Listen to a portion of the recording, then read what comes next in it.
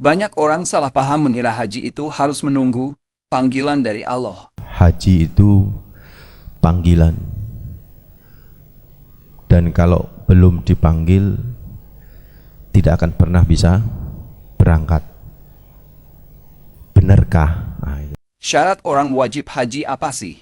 Islam, balik, berakal, merdeka, mampu secara fisik, finansial, dan keamanan. Haji itu panggilan. Kalau belum dipanggil, maka tidak akan berangkat. Benarkah Anda berpikir seperti itu? Benar. Seperti seseorang yang lagi diberi kecukupan materi sama Allah, sehingga bolak-balik pergi ke luar negeri. Bolak-balik ke luar negeri, Mas, Mbak. Breakfast saja itu di Singapura, bayangkan tuh. Ya. Kalau ke KL Kuala Lumpur itu sudah biasa. Kalau sakit sedikit saja general check up-nya ke Singapura.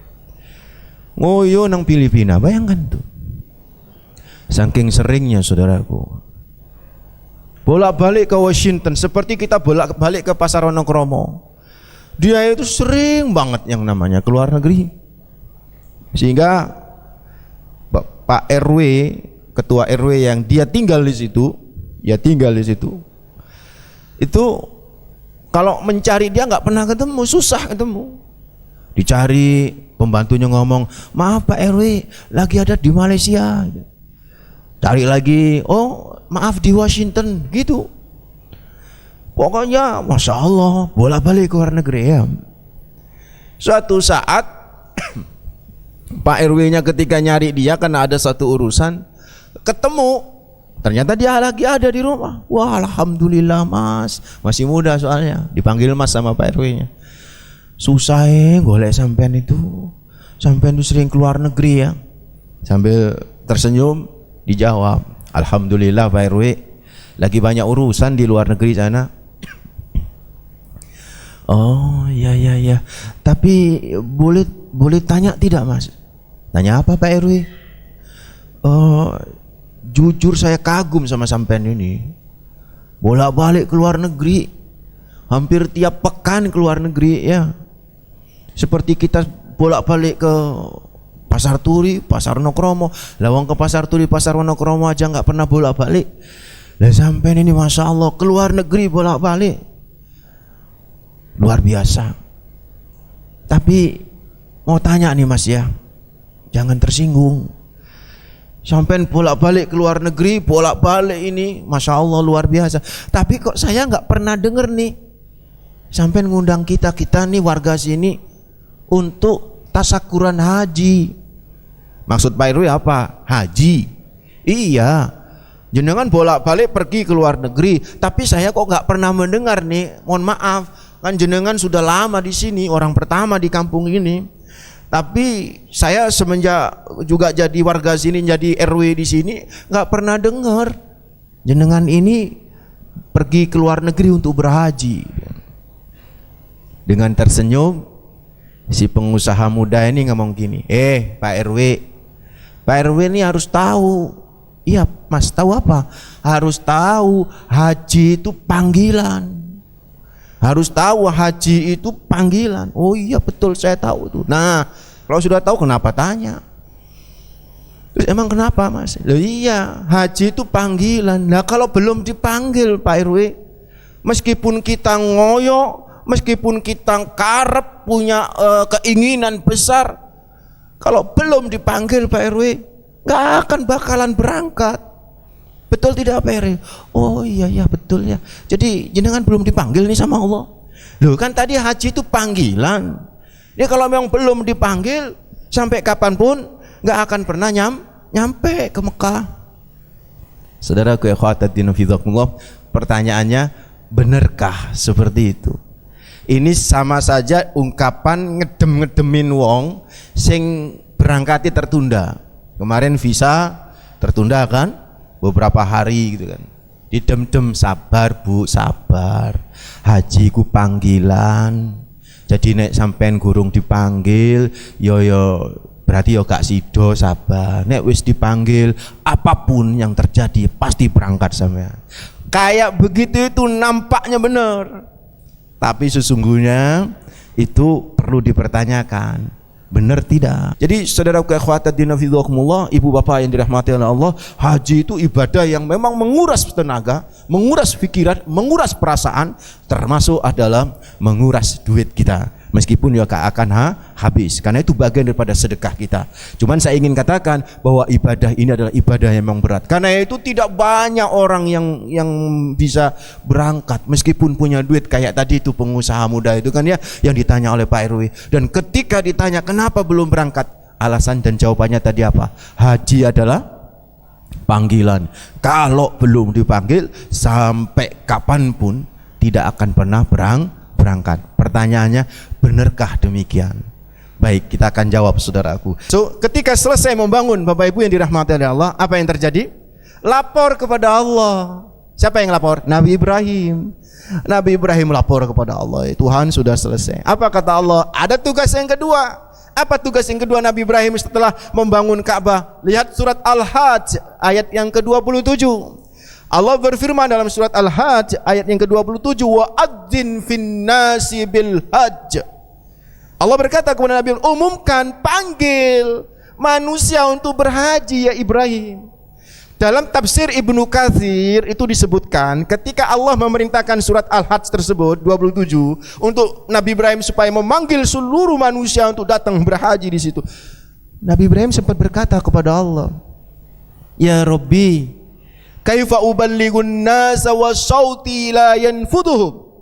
Wahai Tuhanku, bagaimana mungkin saya bisa memanggil manusia itu wa sauti la yanfuduhum, sedangkan suaraku tidak pernah bisa nyampe kepada mereka, enggak mungkin terdengar ke seluruh penjuru dunia.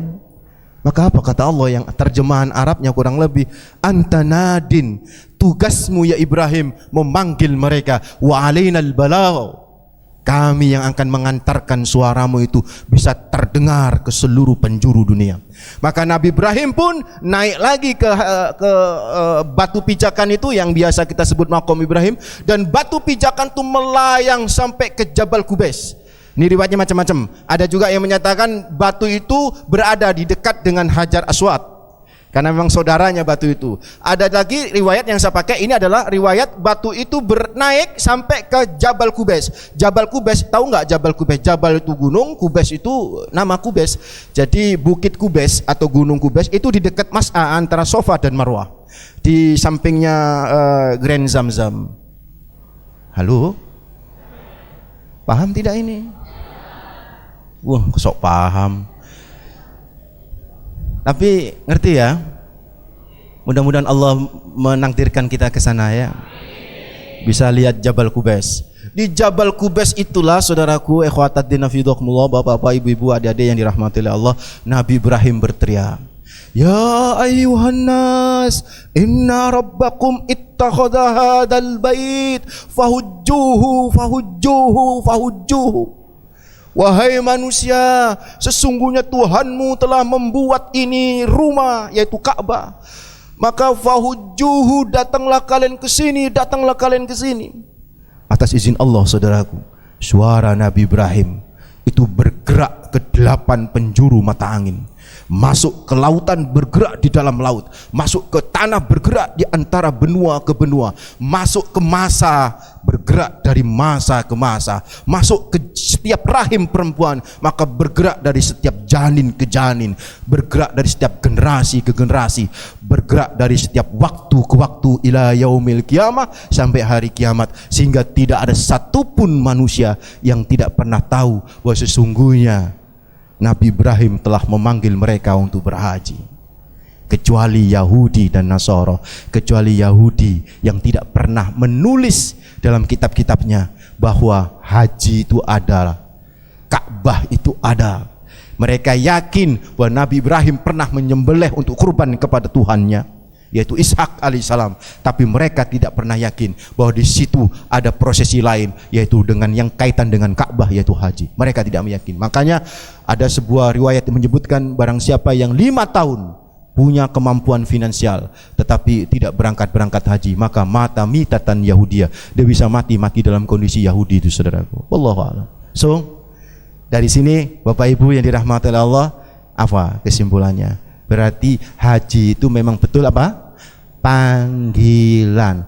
Tapi kalimat berikutnya, nek gurung dipanggil, nah ini yang saya sebut salah. Lu kok gurung dipanggil ya? Ini kan paradoks. Tahu paradoks ya? Sebuah kalimat yang saling bertentangan. Yang pertama tadi, kalimat pertama, haji itu panggilan. Yes, betul. Tapi kalau kok ada tambahan berikutnya, kalau belum dipanggil gimana? Harus sudah bilang haji itu panggilan kok belum dipanggil. Semua sudah dipanggil, saudaraku. Sudah dipanggil 3.500 tahun yang lalu. Tergantung kita terhadap panggilan itu ngapain. Ada 3 kelompok terhadap panggilan itu bersikap. Sikap pertama, mampu dan mau. Inilah dengan mesra umat yang dipanggil dan mampu mau ini mengucapkan kata-kata yang indah. Labbaik Allahumma labbaik, labbaik la syarika lak, labbaik annal hamdalak wal mulka la syarika lak, labbaik annal hamdalak wal mulka la syarika lak. Tuh saudaraku, dengan lembut kita berkata labbaik Allahumma labbaik, kami memenuhi panggilan. Ini karena mampu dan mau. Mudah-mudahan kita termasuk kelompok yang pertama.